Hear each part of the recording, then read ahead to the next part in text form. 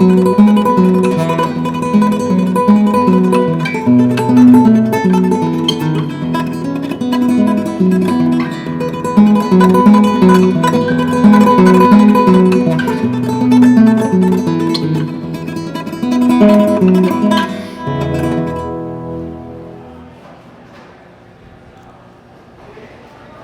this is really like super interesting because you don't see the process of making the puff pastry, which is already a lot of work by itself.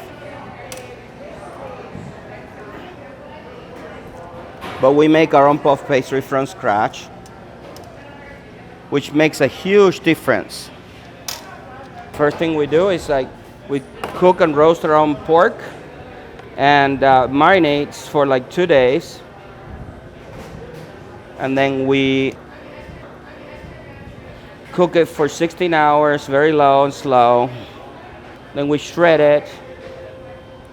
And then we have our Cuban style pork with mojo. So puerco asado con mojo. You know, my version of whatever I remember from home, you know, based on ingredients that we have access to in here.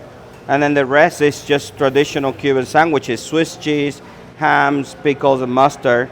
But the pork that we use for these is the same we use for all our holidays. So it's the Cuban marinated roasted pork. We use that to celebrate absolutely everything. In the Cuban traditional meat pie, I would put sugar on the top. This one, because it's a Cuban sandwich, and Cuban sandwich is usually just, you know, the Cuban bread, then it gets into the panini with butter.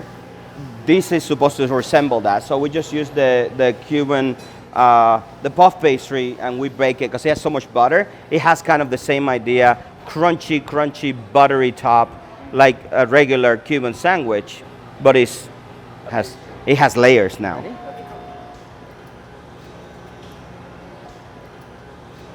Okay, here we go.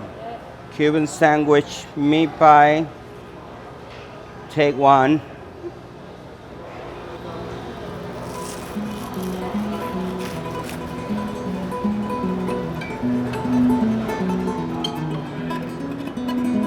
Look at those layers. How pretty is that?